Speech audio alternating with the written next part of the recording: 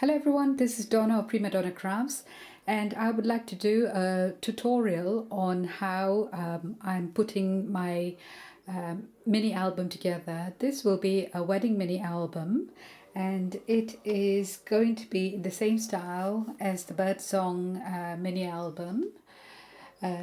But the pages will be slightly different because I am using the Tim Holtz on the edge die, which is let me get the die, with the well, it's a distressed doily die. So I'm going to be using the Tim Holtz die and put this pocket for the pages. And I'm just going to do a tutorial on how these pockets are put together, and it looks really pretty with the tags inside. So I'll give you some measurements before I start, and I'll also get the big shot out. So what you need is to cut a piece of cardstock or designer paper, and the measurements are like this. So for the breadth, the width, it's 5 2/8 or 13.4 centimeters, and the length is 7.5 inches or 19 centimeters. And it would be a good idea to mark the halfway point of the length of this piece of cardstock or designer paper. So I've done that here, and it's quite simple because you've got the two cutting plates, and on this die I've also marked the middle point of this die, so I've got that point there. And I turn the paper upside down and match up the points there, and then on top of it goes the paper jumps. I don't use sticky tape, but you have the option of doing that if you like. And I hate tape running down and spoiling the paper. And then you just do the cutting, and it usually works for me like this.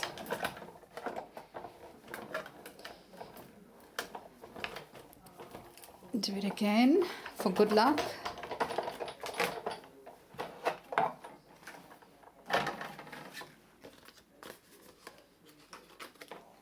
And then once the bits come off,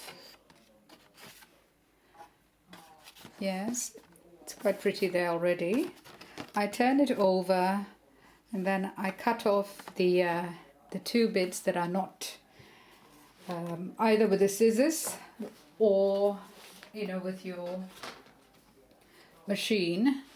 So I'm just going to do it roughly here.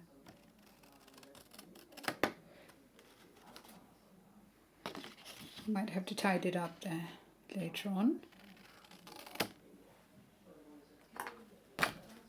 And there you have it. The page to the flap of the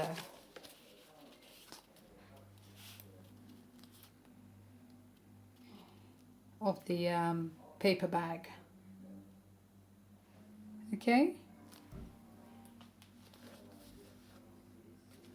So with that, I hope you found this tutorial useful, and I'll get back to you on the rest of the mini album. Thank you.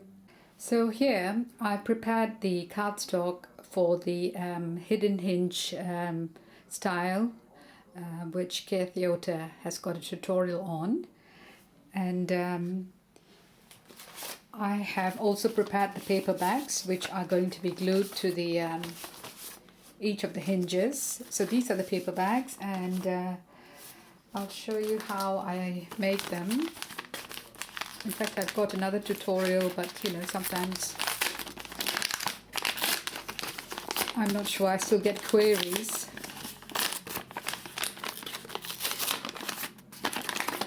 So what you do is you loosen a paper bag, and it just doesn't matter what size it is, you know, it is your choice. So you loosen the bottom, then you fold it like this, you know, so that you get a flap. And what I normally do is I use a reasonably warm iron and go over the creases so that I get a nice fold. And this has been already pressed, and it looks like this so that it's easier to work on. So this is one of the pages which need to be glued down, and I've just prepped my pages actually. Okay, and this is the only paper bag that is completed. But just to give you an idea of how I put it together. So this has been prepped.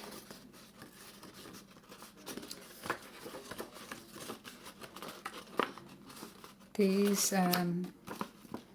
hinges will have to be glued down like this.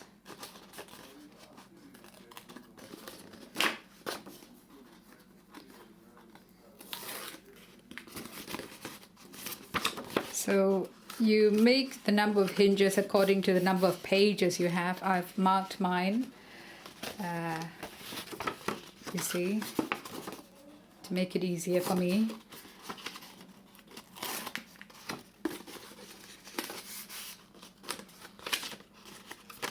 So once, you know,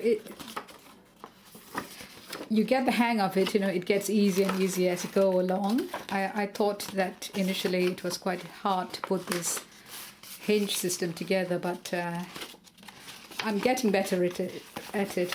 I'm not there yet, but it gets better as I work on it, the more I work on it.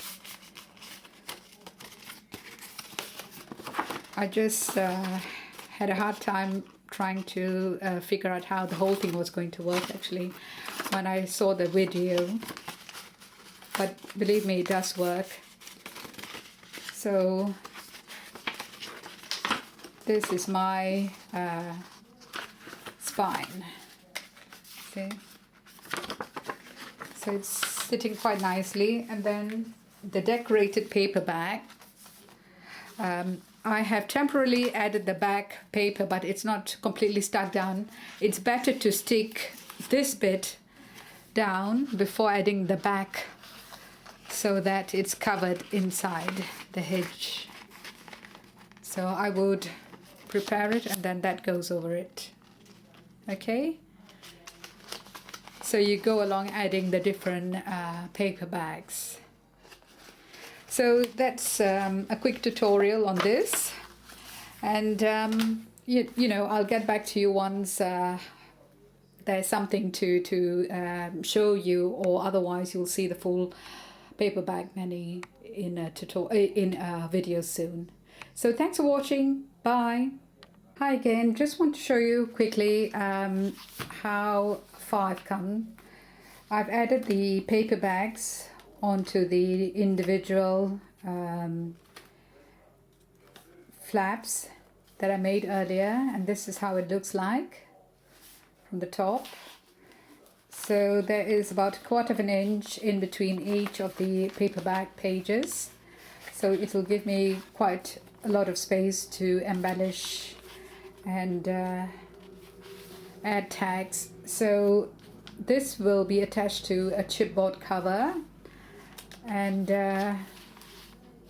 I've added the page that I showed you earlier. So that's how it looks like when it's attached to the paper bag. So I'm going to go off and finish off the rest, and then I'll get back to you again shortly once everything is done. Thank you.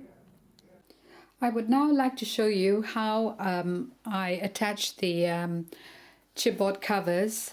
I use chipboard covers actually, and before I add the designer paper to the cover, I attach the leftover flap from the spine to the chipboard cover, you know, with sticky glue. The red type would be great for this sort of purpose. So I prefer to wrap the flap over the cover, but you have the option of having it the cover on top of the flap as well, whichever suits your fancy or liking. I prefer it this way, and I do the same for the back side as well. Okay, so that's how I put the whole album together, and just wanted to include this bit as well because there was a query on how I did the cover. Right, okay, I'll speak to you again soon once the album's ready. Thank you very much, and I apologize for the very poor lighting. Thank you.